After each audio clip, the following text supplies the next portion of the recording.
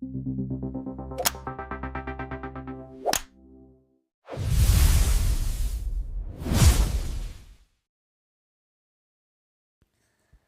भाई लोग, आज हम बात करने वाले हैं लुक किस्म के चैप्टर नंबर 230 की। और जो कोई भी चैनल पे पहली बार आया है, चैनल को जल्दी से सब्सक्राइब कर दो ताकि आगे आने वाली वीडियोस आप मिस ना कर सको। तो यार, पिछले एपिसोड में हमने देखा था जो जेम्स होता है वो बस लेके हॉस्टल गैंग के अड्डे में आ जाता है और ये अल्टीमेट पागल बस जैक को बस से कुचलने ही वाला होता है। लेकिन तभी वहाँ पे हमारा डैनियल आता है और जैक को बचा लेता है। लेकिन जैक को बचाने की वजह से डैनियल की जान खुद खतरे में पड़ जाती है। लेकिन तभी वहाँ पे हमारा जे आता है और डैनियल को बचा लेता है। बट जेम्स पगला इतने में ही शांत होने वालों में से नहीं है। अभी वो जैक को देख के अपने मन में सोच रहा होता है, ये साला बहुत बड़ा शैतान है। मैंने तो बस इसको हाय बोला था क्योंकि मुझे सच में इसको देख के अच्छा लगा था। मैंने इसको हाय बोला और इसने मेरे साथ क्या करा, इसने सीधा मेरे मुंह पे एक मुक्का मारा और साथ ही साथ मेरे सारे के सारे मोबाइल फोन्स भी ले गया और साथ में मेरी सिगरेट्स भी ले गया। और सिगरेट का प्राइस जब एक बारी महंगा हो जाता है तो उसके बाद वो सस्ता कभी नहीं होता। तो यार, भले ही जैक ने जब जेम्स को मारा होता है, भले ही उस वक्त जेम्स सच में जैक को हाय बोल रहा था, लेकिन जैक को पहले से पता होता है कि ये जेम्स का एक तरीका है दूसरे लोगों को ट्रिक में फंसा के उन्हें मारने का। इसलिए जैक ने कोई भी चांस नहीं लिया और सीधा इस सांप के फेस पे मुक्का मारा। बट अभी जेम्स का दिमाग बिल्कुल खराब हो चुका होता है। बस में जो एक इमरजेंसी ग्लास होता है, जेम्स उसको तोड़ के उसके अंदर से एक हथौड़ा निकालता है। मतलब जो जेम्स है इस हथौड़े से जैक का सर फोड़ना चाहता है। जेम्स अपने मन में कहता है, इस साले ने मेरे साथ बहुत ज्यादा गलत करा और ऊपर से मेरे जो ये हॉस्पिटल के कपड़े हैं इनमें चेन भी नहीं है। और हॉस्पिटल के कपड़ों में चेन नहीं है, इस बात का बिल भी हमारे जैक के सर के ऊपर फाड़ता है ये। जेम्स हथौड़ा लेके कहता है, मैं इसको जान से मार डालूंगा, मैं आज इसको जान से मार डालूंगा। इसके बाद जेम्स बस का डोर ओपन करता है और बाहर आते हुए कहता है, आज साले तू मेरे हाथ से नहीं बचेगा, तू आज मरेगा। मैं तो तुझे देख के सच में खुश था। मैं सोच रहा था कि मैं तुझे एक मोबाइल फोन भी दे दूंगा और तुझसे पूछूंगा कि जीहो कैसा है। तुझे देख के मुझे सच में अच्छा लग रहा था, मुझे लग रहा था जैसे ये कोई मूवी चल रही है। लेकिन नहीं, तुझे तो अपना अंत बहुत ज्यादा बुरा करवाना है साले हरामखोर। और यार, अभी जो जैक होता है ना, वो जमीन में बैठा हुआ होता है क्योंकि जब यहाँ पे बस दीवार तोड़ के आई थी तो उस वक्त जैक का थोड़ा सा पैर मुड़ गया था और साथ ही साथ जैक को कंधे में भी थोड़ी सी चोट आई थी।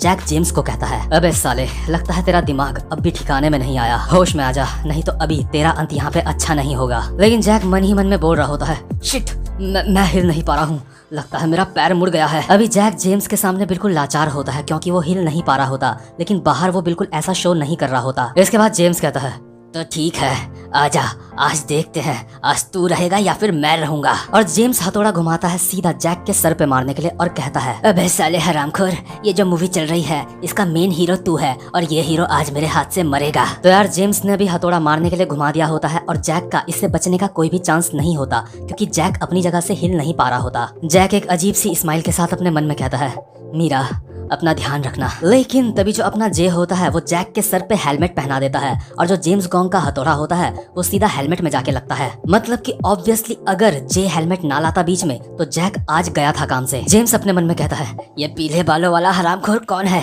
ये बार बार मेरे रास्ते में क्यों आ रहा है। लेकिन यार, जेम्स को अंदाजा नहीं होता कि ये पीले बालों वाला उसका बाप है। जे पलक झपकते ही जैक के सर से हेलमेट निकाल के जेम्स के सर में डाल देता है और मुक्के और थप्पड़ों का ऐसा कॉम्बिनेशन जेम्स के सर पे मारता है कि जेम्स हिल के रह जाता है। और डैनियल और जैक और दोनों हॉस्टल गैंग के अंकल ये देख के काफी ज्यादा हैरान हो जाते हैं। जे को देख के साफ पता चल रहा होता है ये बंदा फाइटिंग में नया नहीं है, ये बंदा एक प्रोफेशनल है। जेम्स को भी हेलमेट की वजह से कुछ भी दिखाई नहीं दे रहा होता और वो हथौड़े को अनडिसेंट डायरेक्शन में चलाया जा रहा होता है जे को मारने के लिए। जेम्स कहता है, तू साले हरामखोर, ये बिल्कुल भी सही बात नहीं है, मुझे कुछ दिख नहीं रहा है। और यार, जो हमारा जे होता है वो इजीली सारे के सारे जेम्स के अटैक से बच जाता है। इसके बाद जे दोबारा से जेम्स के सर पे तबला बजा देता है बहुत सारे मुक्के और थप्पड़ों से। आखिर में जे जेम्स के कंधे में एक कोहनी मारता है और उसके हाथ से उसका हथौड़ा छीन लेता है और हवा में जंप करके स्टाइल से ये हथौड़ा सीधा जेम्स के सर में मार देता है। बट क्योंकि जेम्स ने भी हेलमेट पहना हुआ होता है इसलिए जेम्स मरता नहीं है, लेकिन जो हेलमेट होता है उसमें क्रैक आ जाता है। और ये जो हेलमेट होता है ये भी जे ने ही जेम्स को पहनाया होता है।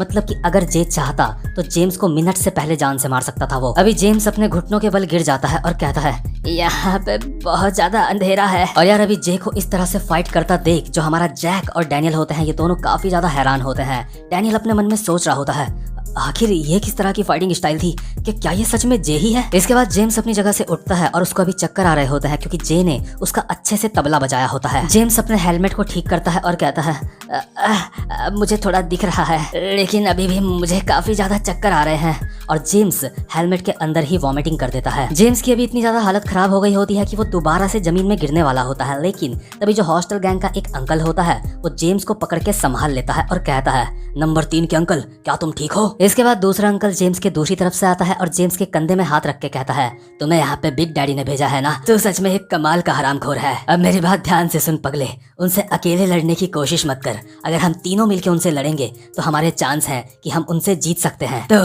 नंबर 3 के अंकल, तो उस वाले बंदे से फाइट कर जिसका पैर मुड़ चुका है, और बाकियों को हम देख लेंगे। और जेम्स कहता है, हाँ ठीक है। इसके बाद जेम्स अपना हेलमेट निकालता है और कहता है, अगर मैंने ये हेलमेट ना पहना हुआ होता तो मैं अभी 7 बार मर चुका होता। इसके बाद जो दोनों अंकल होते हैं वो जेम्स को कहते हैं, मेरे कहते ही हम तीनों इनके ऊपर हमला करेंगे। हम तीनों मिलके इन लोगों को हरा सकते हैं। तो ठीक है, 1 2 3 अटैक। और ये जो दोनों के दोनों अंकल होते हैं सीधा कूद पड़ते हैं डैनियल, जैक और हमारे जे को मारने के लिए। बट इतने में ही इन दोनों को बस के इंजन के स्टार्ट होने की आवाज आती है और ये पीछे मुड़ के देखते हैं तो जेम्स बस लेके यहाँ से भाग गया होता है। जेम्स यहाँ से बस से जाते जाते कहता है, बेस्ट ऑफ लक, तुम दोनों अच्छे से लड़ना। वो साले के साले बहुत ज्यादा ताकतवर हैं, ये कोई राक्षस से कम नहीं है। मैं इनसे नहीं लड़ूंगा। बाद में तुम दोनों जब मुझे मिलोगे हम तीनों किसी रेस्टोरेंट में चल के अच्छा सा खाना खाएंगे। और जियो के दोस्त तुम, मैं तुमसे कहना चाहता हूँ, एक दिन मैं तुम्हें अपने हाथ से खुद जान से मार डालूंगा। अब तुझे मुझसे कोई भी नहीं बचा सकता।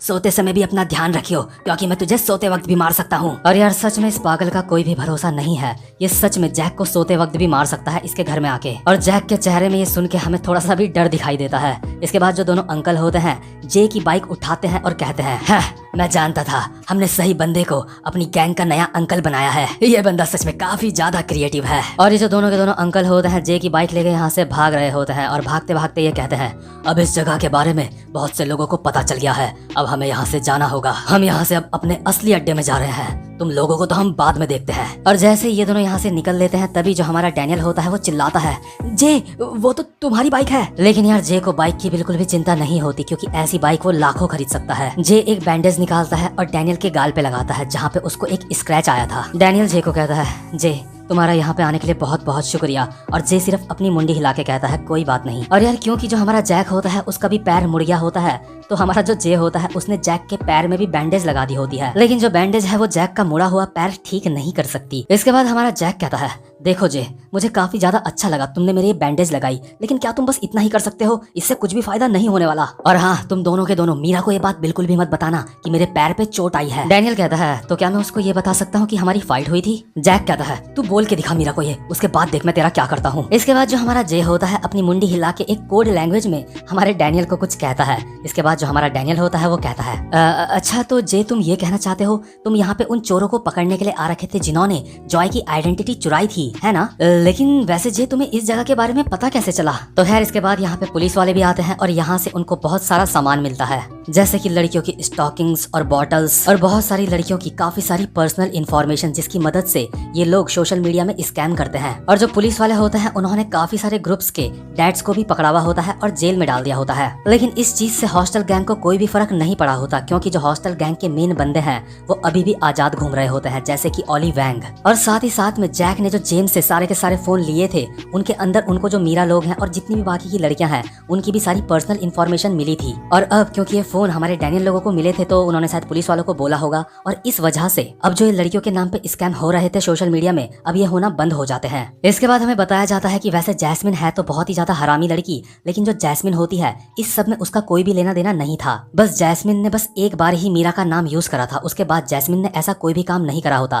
लेकिन उसके बावजूद भी जो जैस्मिन होती है अब तक स्कूल नहीं आई होती, वो अब तक गायब होती है। और अभी जो डैनियल होता है अपने मन में सोच रहा होता है, मुझे लगा था सब कुछ खत्म हो गया है और हॉस्टल गैंग के बंदों को मैं दोबारा से अपनी जिंदगी में कभी भी नहीं देखूंगा, कम से कम मैंने सोचा तो यही था। लेकिन और डैनियल के लेकिन कहते ही ये सीन शिफ्ट हो जाता है और हम देखते हैं जिन जैंग को। जिन जैंग अभी बोल रहा होता है, मेरी गैंग का नाम 3 बार बदल चुका है। सबसे पहले जो मेरी गैंग का नाम था उसको बदल के गैंग का नाम हुआ गॉड डॉग, और अब मेरी गैंग का नाम है बिग डील। और एक जगह पे जहाँ पे गॉड डॉग लिखा हुआ होता है जिन जैंग, वहाँ पे बिग डील का साइन चिपका रहा होता है, मतलब कि बिग डील का लिखा हुआ कागज। इस कागज को यहाँ पे चिपकाते चिपकाते जिन जैंग कहता है, मेरी गैंग का 3 बार नाम चेंज होने के बाद भी मैं अभी भी यहीं पे हूँ और मैं जिंदा हूँ। ये जरूरी नहीं है कि मेरी गैंग का नाम क्या है, सबसे ज्यादा जरूरी है कि मैं सरवाइव करूं। वैसे जो बिग डील गैंग के कपड़े हैं वो मुझे काफी ज्यादा पसंद आए हैं, लेकिन गॉड डॉग का लोगो सच में बच्चों वाला था। और ऊपर से बिग डील का जो लीडर है अभी वो जेल में है और इसीलिए मुझे किसी भी चीज की चिंता करने की कोई भी जरूरत नहीं है। लेकिन जेक किम ने इस मोटे को मेरे ऊपर नजर रखने के लिए कहा है, लेकिन ये सिर्फ मेरे ऊपर नजर रखने के लिए है, ये घंटा मेरा कुछ भी नहीं उखाड़ सकता। इसके बाद जिन जैंग गॉड डॉग के ओल्ड वॉइस को कहता है, लेकिन मुझे अंदर से एक फीलिंग आ रही है, तुम ओल्ड बॉयज को इस गैंग में लाके मैंने गलती करी है, क्योंकि तुम में से ये डोमिनिक मिन टकला बुरी तरह से पिट के आया है और इवान और होप पार्क मैंने तुम दोनों के दोनों को भेजा था इनविंसिबल वैरेन के पास, क्योंकि मैं जानता था वैरेन बहुत ज्यादा ताकतवर है। तुम्हें बस उन लोगों को वो इन्फॉर्मेशन देनी थी जो मैंने तुम्हें देने के लिए कहा था, लेकिन तुम दोनों के दोनों खाली हाथ वापस आए हो। और अब बात करते हैं तुम ओल्ड बॉयज के लीडर की। जरा देखो तो इस साले की हिम्मत कैसे हुई मेरे ऊपर हाथ उठाने की। और ओल्ड बॉयज का जो लीडर होता है अभी जिन जैंग के पैरों के नीचे पड़ा हुआ होता है, यानी कि जिन जैंग ने इस बंदे को बहुत ही अच्छी तरह से धोया होता है। जिन जैंग कहता है, जब मैं तुम लोगों की सारी गलतियां ठीक से एनालाइज कर लूंगा, इसके बाद मैं ऐसी चीजें दोबारा से कभी भी नहीं होने दूंगा। और हाँ, तुम मुझे कह रहे थे वास्को अभी हॉस्टल गैंग बी के साथ है। इसके बाद इवान पार्क चिल्ला के कहता है, हाँ पहले तो मुझे लगा था कि वो कोई अडल्ट है क्योंकि उसके लंबी लंबी दाढ़ी थी, लेकिन मैं इस बात पे पूरा श्योर हूँ वो वास्को ही था। सर, क्या आपको नहीं लगता वो बेवकूफ हमारे बहुत बड़े प्लान को खराब कर देगा? इसके बाद जिन जैंग स्टाइल में एक सिगरेट निकालता है और कहता है, अगर तुम्हें इस दुनिया में सरवाइव करना है तो तुम्हें अपने मरते दम तक जीतने की कोशिश करनी होती है, और मैंने पहले ही एक बहुत ही अच्छा प्लान बना लिया है जिससे हमें जीत हासिल होगी। इसके बाद सीन शिफ्ट होता है और हम देखते हैं हॉस्टल गैंग के बहुत सारे डैड्स का एक पहाड़ बना के जो हमारा लोगन ली होता है इन सारे के सारे बंदों के ऊपर बैठा हुआ होता है, और ये जितने भी अभी बंदे होते हैं लोगन ली के नीचे ये सारे के सारे दर्द से करा रहे होते हैं। लेकिन तभी यहाँ पे हमारा गो आता है और कहता है, लोगन ली तो अब भी पहले की तरह जंगली लग रहा है। लोगन कहता है, क्या तू मेरा पीछा कर रहा है? क्या तू मुझसे फाइट करना चाहता है? अगर ऐसी बात है तो आजा। इसके बाद गो अपना चश्मा पहनता है और कहता है, ना मोड़े, मैं तो यहाँ पे तुझसे कुछ बात करने के लिए आ रखा हूँ। देखते हैं जो जोहान, जिनजैंग, ओली वैंग और जेरी लोगों के साथ खाना खा रहा होता है। तो अभी खाना खाने के बाद सारे के सारे लोग यहाँ से चले जाते हैं, बस यहाँ पे बसता है हमारा जोहान अकेला। जोहान के पास इस रेस्टोरेंट का वेटर आता है और कहता है, सर आपको हमारे रेस्टोरेंट का खाना कैसा लगा?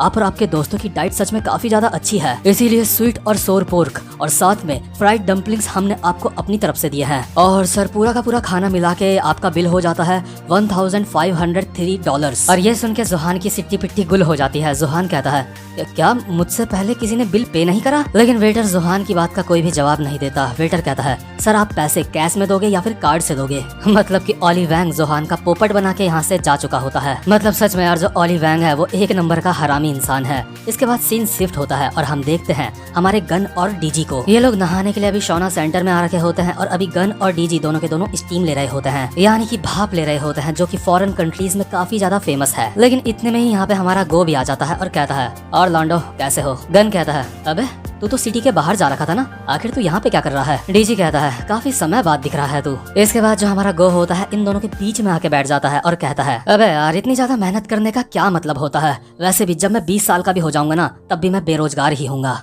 गन कहता है, वो सब तो ठीक है पर तू ये बता, तुझे हम दोनों के बीच में ही जगह मिली थी बैठने के लिए? अगल बगल भी जगह खाली है। इसके बाद डीजी कहता है, मुझसे थोड़ा दूर होकर बैठ, यहाँ पे काफी सारी जगह है। इसके बाद गो कहता है, मुझे लगता है मैंने जो बेरोजगार वाली बात करी थी मुझे वो डीजी के सामने नहीं करनी थी, क्योंकि डीजी चेयरमैन का काफी ज्यादा खास बंदा है। इसके बाद डीजी कहता है, नहीं ऐसी बात नहीं है, और हाँ तुम दोनों उम्र में मुझसे छोटे हो तो इसलिए थोड़ी सी रिस्पेक्ट दिखाओ। और यार अभी जो ये तीनों के तीनों होते हैं ना शोना के अंदर मस्ती कर रहे होते हैं, इसलिए जो हमारा गन होता है वो कहता है, अबे तेरा इससे क्या मतलब है? तुझे थोड़ी सी रिस्पेक्ट दिखाओ, ऐसा मैं सबके साथ करता हूँ, मैं तो चेयरमैन के साथ भी ऐसा करता हूँ। शायद अंदर ये एक दूसरे का तौलिया वगैरह खींच रहे होंगे पर हमें दिखाया नहीं जाता ये लोग क्या कर रहे हैं। इसके बाद जो गो होता है वो कहता है, और जो गन करता है मैं भी वैसा ही करता हूँ, इसलिए मुझे भी तो ऐसा मत बोल कि तुझे थोड़ी रिस्पेक्ट दिखाओ मैं। और जो बाहर लोग होते हैं अंदर झांक के आपस में बात कर रहे होते हैं, हे तुमने देखा वो तीनों चश्मे वाले बंदे अंदर नंगे बैठे हुए हैं, कि क्या वो तीनों के तीनों कोई सेलिब्रिटी हैं या फिर कोई और? इसके बाद गो कहता है, मैंने सुना आजकल हॉस्टल गैंग में थोड़ी सी दिक्कत आ गई थी। इसके बाद गन कहता है, हाँ मुझे पता है। गो गन को कहता है, तो इस बार तो कोई ऐसा बंदा नहीं चुन रहा है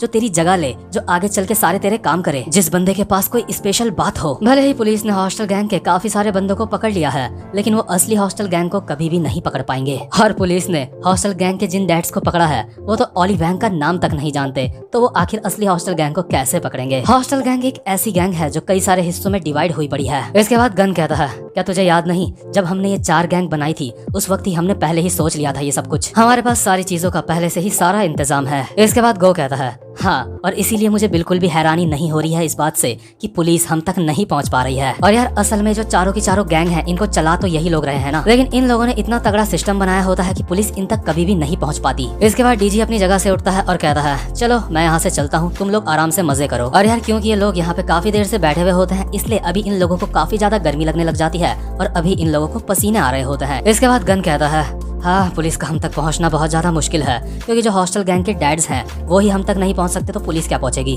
और गर्मी में झुलसते हुए गो कहता है हाँ, ये चारों की चारों गैंग्स हमारे लिए ऐसी हैं जैसे ये चारों की चारों गैंग कोई बच्चे होंगे और ये घर से भाग गए होंगे और इन गैंग्स को हम पाल रहे हैं। इसके बाद गन पसीने में तरबतर होकर कहता है हाँ, और सबसे मेन बात तो ये है कि हॉस्टल गैंग का जो मेन बेस है अब तक उसके बारे में किसी को पता नहीं चला है। इसके बाद गो कहता है हाँ, और ऑलिव वैंग इतना ज्यादा बेवकूफ नहीं है कि वो किसी को अपने मेन बेस के बारे में पता लगने दे। इसके बाद डीजी पीछे घूम के इन दोनों को कहता है अगर तुम दोनों को इतनी ज्यादा गर्मी लग रही है तो तुम दोनों वहाँ से उठ क्यों नहीं जाते। और यार जो गन और गो है ना, ये हमेशा एक दूसरे से हर चीज में कंपटीशन करने की सोचते हैं और इसीलिए अभी इन दोनों में से कोई भी नहीं उठ रहा होता क्योंकि ये दोनों एक दूसरे का इंतजार कर रहे होते हैं कि पहले दूसरा वाला उठेगा तब जाके मैं उठूंगा। जो गो होता है वो बहुत ही स्टाइल से कहता है क्या मुझे तो बिल्कुल भी गर्मी नहीं लग रही है, मुझे तो सच में काफी ज्यादा ठंडा लग रहा है, मुझे इतना ज्यादा ठंडा लग रहा है कि मुझे मुतने जाने का मन कर रहा है। गन कहता है तेरा क्या मतलब है बे कि तुझे गर्मी नहीं लग रही है? ऐसी बात करने से पहले जो तेरे फेस पे तुझे पसीना आ रहा है कम से कम उसको तो साफ कर ले। और हाँ, तूने कहा तुझे मुतने जाने का मन कर रहा है ना, वैसे भी तू हर जगह यही करता है। इसके बाद गो कहता है जरा देखो तो ये बात कौन बोल रहा है जो खुद हर जगह काम खराब करके आ जाता है सारे के सारे। तो इसके बाद जो डीजी होता है वो यहाँ से चला जाता है। इसके बाद गन कहता है तो अब यहाँ से डीजी जा चुका है,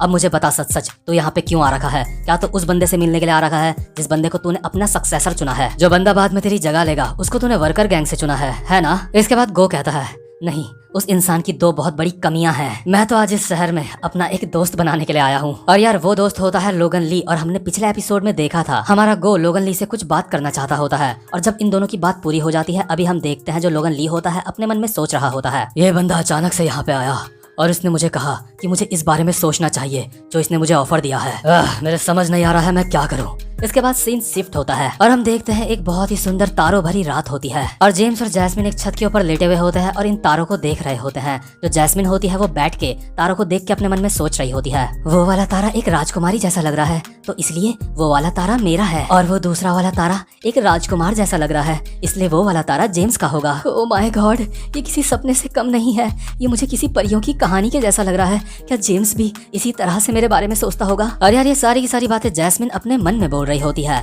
लेकिन तभी जो हमारा जेम्स होता है वो कहता है हाँ जैस्मिन तुम बिल्कुल सही बोल रही हो। और यार जैस्मिन बहुत ज्यादा हैरान हो जाती है कि इसने जैस्मिन की बात कैसे सुन ली। लेकिन जेम्स कहता है जैस्मिन तुम बिल्कुल सही बोल रही हो, जब मैं ऐसे तारे देखता हूँ ना तो मुझे इन डॉट्स को आपस में मिलाने का मन करता है, मैं इनको मिलाए बिना रह नहीं पाता। मतलब कि इन दो पागलों की प्यार की कहानी धीरे धीरे ही सही लेकिन आगे बढ़ रही है। लेकिन इसके बाद सीन शिफ्ट होता है और हम देखते हैं विंजिन और मैरी किम को। मैरी कहती है स्प्राइट पी के सच में मजा आ गया। लेकिन विंजिन कहता है आखिर तू इतनी ज्यादा एक्साइटेड क्यों है? हमें वो लोग तो मिले ही नहीं जो सच में लड़कियों की फोटोज अपलोड कर रहे थे इंटरनेट में। इसके बाद मैरी कहती है लेकिन पुलिस इसके ऊपर काम कर रही है और मैं इतने से ही खुश हूँ। विंजिन कहता है हाँ मैं जानता हूँ तुझे इस बात की कोई भी चिंता नहीं है, तुझे तो बस इस बात की चिंता है कि तू कितनी ज्यादा मोटी है। इसके बाद मैरी कहती है मैं बोल रही हूँ तू चुप हो जा। इसके बाद विंजिन कहता है अरे मैरी अब मान भी जा, तुझे घंटा फर्क नहीं पड़ा था कि तेरी फोटो अपलोड हो गई थी, तुझे तो बस इस बात की परवाह थी कि फोटो के नीचे लिखा था कि तेरी थाइस बहुत ज्यादा मोटी है। मैरी कहती है शायद मैंने तुझे कहा है अपना मुंह बंद कर। इसके बाद विंजिन थोड़ी सी स्ट्रेचिंग करते हुए कहता है लेकिन सच में मुझे काफी ज्यादा मजा आया है, मैंने काफी दिनों बाद किसी को मार मार के अपना थोड़ा सा पसीना बहाया है। शायद इस तरह का मजा मुझे आखिरी बार 3 साल पहले आया होगा कभी। मुझे पुराने समय की याद आ गई, ये बात कम से कम 3 साल पुरानी होगी। मिडिल स्कूल में एक 15 साल का जूडो जीनियस था, एक जूडो का चैंपियन जो कि एक राक्षस था।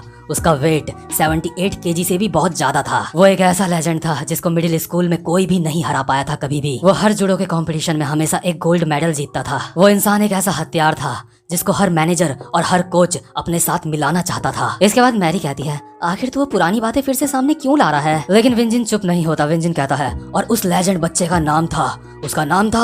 और मैरी कहती है ये सच में पागल हो गया है। लेकिन तभी हॉस्टल गैंग का एक डैड पीछे से आता है और मैरी किम की गर्दन पकड़ लेता है और कहता है तुम लोगों ने यहाँ पे ईस्ट रिवर साइड में आके बहुत ज्यादा बड़ी गलती कर दी है, मेरे आगे जल्दी से घुटने टेक लो इससे पहले कि मैं इस मोटी कुतिया की गर्दन तोड़ दूं। और जो विंजिन होता है वो कहता है वो आराम से। इसके बाद ये डैड कहता है हा, तुझे ऐसी जगह पे एक लड़की को लाने से पहले 2 बार सोचना चाहिए था। इसके बाद विंजिन कहता है, अबे साले मैं तुझे आराम से रहने के लिए नहीं बोल रहा हूँ। और ये हॉस्टल गैंग का बंदा कहता है क्या? और यार अभी हमें बताते हैं जो मैरी किम होती है ना, कभी इसको एम्प्रेस ऑफ 2 सेकंड के नाम से भी जाना जाता था, क्योंकि ये लड़की 2 सेकंड में ही किसी भी बंदे का काम तमाम कर देती थी। विंजिन कहता है, हे मैरी शांत हो जाओ, शांत हो जाओ। लेकिन विंजिन के बोलने से पहले ही जो मैरी होती है इस बंदे का कॉलर पकड़ के इसको जमीन में पटक देती है और कहती है, अबे साले तूने मोटी किसको कहा? इसके बाद हमें पीछे से विंजिन की वॉइस ओवर आती है। विंजिन कहता है, मैरी एक बहुत ही खतरनाक जूडो फाइटर है। मैरी को किसी को भी पकड़ने में सिर्फ 1 सेकंड लगता है और 1 सेकंड लगता है उसको जमीन में पटकने के लिए। यहाँ तक कि मैं भी कभी मैरी को जूडो में 1 बार भी नहीं हरा पाया हूँ। इसके बाद विंजिन मैरी को ही बोलने लगता है, मैरी किम एक लेजेंड है, लेकिन जब वो 16 साल की हुई उसने अपना 40 किलो वेट कम करा और अब जैसी मैरी दिखती है अब जाके वो ऐसी दिखती है, लेकिन पहले से मैरी ऐसी नहीं थी। तभी मैरी कहती है, मैंने तुझे कहा अपना मुंह बंद कर तू। और यार यानी कि जो विंजिन अब तक जिस लेजेंड की बात कर रहा था जिसका वेट 78 किलो से भी ज्यादा था वो मैरी ही थी। और मैरी ने अपना वेट कम क्यों करा ये हमें बाद में पता चलेगा। इसके बाद सीन शिफ्ट होता है और हम देखते हैं एक गरीब सा दिखने वाला बंदा एक रेस्टोरेंट में खाना खा रहा होता है और बोलता है, सच में मानना पड़ेगा यहाँ का जो राइस सूप है इससे अच्छा राइस सूप और कहीं भी नहीं मिलता। इस राइस सूप की कीमत सिर्फ $5 है। ये बहुत ही ज्यादा सस्ता और बहुत ही ज्यादा अच्छा है। अगर कभी भी मुझे राइस सूप पीना होता है तो मैं इस जगह के अलावा और कहीं भी नहीं जाता। इन्होंने जो इस सूप में किमिची डाला है वो बिल्कुल एकदम कोरियन स्टाइल का है। मुझे सच में काफी ज्यादा अच्छा लगता है। मैं वो लंच बॉक्स नहीं खरीदता जो हमें स्टोर्स में मिलते हैं। स्टोर में जो हमें लंच बॉक्स मिलते हैं वो $6 या $7 के आते हैं और स्वाद भी उनका इतना ज्यादा अच्छा नहीं होता। और इसी सोच के साथ तुम एक बिजनेस चला सकते हो तो तुम देख पा रहे हो मैंने कितनी ज्यादा मेहनत करी है इस बिजनेस को चलाने के लिए। मैं कुछ चीज बनाने के लिए बहुत ज्यादा मेहनत करता हूँ, लेकिन फिर मैं क्या देखता हूँ, लोग हरामखोर मेरी नकल करने लगते हैं, कॉपी कैट कहीं के। और जो लोग मुझे कॉपी करते हैं जब वो अपना सामान बेचते हैं और उनके सामान में कोई खराबी आती है तो लोग मुझे आके कहते हैं। सच में ये बहुत ही ज्यादा अजीब बात है, मुझे ये बिल्कुल भी पसंद नहीं। तो क्योंकि तुम भी यहाँ पे आ चुके हो तो तुम भी एक ले लो, हमने अभी अभी एक नया बनाया है। और ये बंदा किमिची खाते खाते टेबल में एक नया ब्रांड न्यू मोबाइल फोन रखता है। ये बंदा कहता है, ये एक नए मॉडल का मोबाइल फोन है, ये 4 बार फोल्ड हो जाता है। तुम इस वाले मॉडल को अपने पास रखो, लेकिन ध्यान से ये वाला मोबाइल अब तक रिलीज नहीं हुआ है। अरे बेटा क्या तुम मेरी बात सुन भी रहे हो? मैं तुम्हें क्या बोल रहा हूँ? और यार ये जो बंदा होता है ना ये सारी की सारी बातें हमारे जे को बोल रहा होता है। और यार क्योंकि इस बंदे ने जे को बेटा कहा है तो आई थिंक ये जे का फादर है। इसके बाद जो ये अंकल होते हैं वो कहते हैं, मैं तुम्हारे बारे में इतना कुछ सोच रहा हूँ जे होंग, और तुम वहाँ पे किसी गैंग से फाइट कर रहे हो और तुम मुझसे बोल रहे हो कि तुमने उन लोगों का पता मुझसे इसलिए पूछा था क्योंकि वो जॉय की भी फेक फोटोज इंटरनेट पे अपलोड कर रहे थे, है ना? ये बंदा अपनी जगह से उठता है और कहता है, मैं यहाँ से जा रहा हूँ, अब मुझे दोबारा कॉल मत करना तुम। और जैसे ये बंदा कहता है ना मैं यहाँ से जा रहा हूँ, जितने भी यहाँ पे रेस्टोरेंट में बंदे बैठे हुए होते हैं सारे के सारे अपनी जगह से उठ जाते हैं जैसे ही ये अपनी जगह से उठता है, और सारे के सारे एक ही साथ एक ही सुर में चिल्लाते हैं, यस सर, जी चेयरमैन। मतलब कि ये जो बंदा है ना भले ही दिखने में गरीब लग रहा है, लेकिन यार इसकी पहुंच बहुत ही ज्यादा तगड़ी है। ये बंदा बहुत ज्यादा खतरनाक है। जितने भी बंदे अभी रेस्टोरेंट में बैठे थे वो सारे के सारे इसके बॉडीगार्ड थे और किसी डिटेक्टिव की तरह बिल्कुल सीक्रेटली वो वहाँ पे बैठे हुए थे। और इस बंदे के उठते ही सारे के सारे एक साथ उठे, ना 1 सेकंड पहले ना 1 सेकंड बाद में। ये लोग बहुत ज्यादा प्रोफेशनली ट्रेंड बंदे होते हैं, बिल्कुल मिलिट्री वालों की तरह। इसके बाद हम देखते हैं जब ये बंदा यहाँ से जा रहा होता है एक बंदा इसके पास आता है और कहता है, हे सर, आपके जो बॉडीगार्ड हैं आपने उन लोगों को इतनी अच्छी तरीके से कैसे ट्रेन करा है? इसके बाद जो ये बंदा होता है वो कहता है, मैं एक चेयरमैन हूँ, मैं कोई गैंग लीडर नहीं हूँ। कम से कम जब मैं ऐसे सूप पीने आता हूँ तब मुझे अकेला छोड़ दिया करो, समझे तुम? और ये जो बंदा होता है वो कहता है, जी चेयरमैन, मैं समझ गया। इसके बाद ये चेयरमैन कहता है, तुम सच में एक मुसीबत हो। मैंने तुम्हें जे के साथ इसलिए रखा है ताकि तुम जे पे हमेशा नजर रखो कि कहीं वो किसी भी परेशानी में ना पड़ जाए। मैंने तुम्हें जे का ध्यान रखने के लिए उसके साथ रखा है, और तुम क्या करते हो? तुम्हें पता ही नहीं जे कहाँ गया है और वो क्या कर रहा है। आखिर तुम उसके बटलर हो या फिर कुछ और? इसके बाद ये बंदा कहता है, सॉरी चेयरमैन, मुझे माफ कर दो। इसके बाद चेयरमैन कहता है, खैर जाने दो, अभी के लिए मैं चाहता हूँ तुम ये चीज पता लगाओ जितने भी छोटे बच्चे हैं जो भी माइनर्स हैं उनमें से कौन गायब हुआ है। मुझे सारी की सारी जानकारी जल्दी ही चाहिए। इसके बाद सीन शिफ्ट होता है और हमें दिखाया जाता है जेल का सीन, जहाँ पे अभी हमारे जेक किम का बर्थडे होता है और जेल के कैदी बहुत ही खुशी से जेक किम का बर्थडे मना रहे होते हैं। और यार ये उस समय का सीन होता है जब जीहो भी जेल में ही था। और अभी हम देखते हैं जो जेल के कैदी होते हैं बहुत ही प्यार से जेक का बर्थडे बना रहे होते हैं। तो जो हमारा जेक होता है वो कहता है, प्लीज अब बस भी करो, रुक जाओ। लेकिन जितने भी जेल के कैदी होते हैं वो सबके सब जेक को बधाई दे रहे होते हैं, सबके सब बोल रहे होते हैं, सर आपको बहुत बहुत बधाई हो। मतलब कि जितने भी बंदे होते हैं ना जेक की बहुत ज्यादा रिस्पेक्ट करते हैं। इसके बाद जेक कहता है, हाँ ठीक है, बस बहुत हुआ, तुमने मेरे लिए बर्थडे सॉन्ग गाया ना, मुझे उसमें ही काफी ज्यादा अच्छा लगा, अब तुम सब भी बैठ के खाना खा लो। लेकिन ये बंदे कहते हैं, सर हमें माफ करना, हम वो रेड वेलवेट केक नहीं ला पाए जो आपको पसंद है, और यहाँ जेल के अंदर मोमबत्तियों का भी बंदोबस्त नहीं हो पाया, इसलिए हमने केक के ऊपर थोड़ी सी सिगरेट वगैरह जला दी। इसके बाद जेक कहता है, अब मैं सीरियसली बोल रहा हूँ, चुपचाप से खाना खा लो, तुम भी बहुत हो गया अब। और जब हमारा जेक किम होता है अपने मन में खाना खाते खाते सोच रहा होता है, जब जिन जैंग हॉस्टल गैंग से मिला है उससे हमें काफी ज्यादा अच्छे रिजल्ट देखने को मिले हैं। मानना पड़ेगा जिन जैंग का आइडिया बिल्कुल जीनियस वाला था, लेकिन उस हरामखोर ने पहले एक बारी जोहान सियोंग को भी धोखा दिया था, इसलिए मुझे उसके ऊपर नजर रखनी पड़ेगी, और इसीलिए जैरी को मैंने ये काम दिया है उसके ऊपर नजर रखने का। अभी मेरी गैंग के लिए सबसे ज्यादा अच्छा यही होगा कि मैं जल्दी से जल्दी जेल से बाहर आ जाऊं। लेकिन तभी जब जेक खाना खा रहा होता है, एक बंदा खाने के कुछ छींटे हमारे जेक के कपड़ों के ऊपर गिरा देता है गलती से, और ये बंदा होता है डैरेन। और यार ये वाला सीन ना हमने पहले भी देखा था, लेकिन जेक किम के पॉइंट ऑफ व्यू से हमने ये वाला सीन नहीं देखा था। जो जीहो वाला आर्क आया था हमने ये सब कुछ वहाँ पे देखा था, अगर आपने वो वाला आर्क नहीं देखा है तो आप जाके देख सकते हो। डैरेन जब जीहो के ऊपर खाना फेंक के मार रहा होता है तो इसी दौरान ये खाने के छींटे जेक के कपड़ों में जाके लगते हैं, और जेक के साथ के बंदे डैरेन को बहुत ज्यादा मारते हैं। इसके बाद जो जेक होता है वो कहता है, बस अब बहुत हो गया, अब बस भी करो। लेकिन डैरेन को पता नहीं होता है कि जिसके ऊपर उसने छींटे गिराए हैं खाने के वो जेक किम है, इसलिए वो जेक से भी फैल जाता है। लेकिन जब डैरेन को पता चलता है ये बंदा जेक है जिसके ऊपर उसने ये खाना गिराया है, तो डैरेन जेक से माफी मांगता है, लेकिन जेक फिर भी इस बंदे की तोड़ देता है। और जब जेक डैरेन की तोड़ रहा होता है तो वो जीहो को देखते हुए कहता है, जब तू कोई फाइट स्टार्ट करता है तो अपनी पूरी जान लगा दिया कर, अगर तू ऐसा करेगा तो तू कभी भी नहीं हारेगा जीहो पार्क। इसके बाद जो जेक के साथ के बंदे होते हैं वो कहते हैं, सर क्या आप उस इंसान को जानते हो,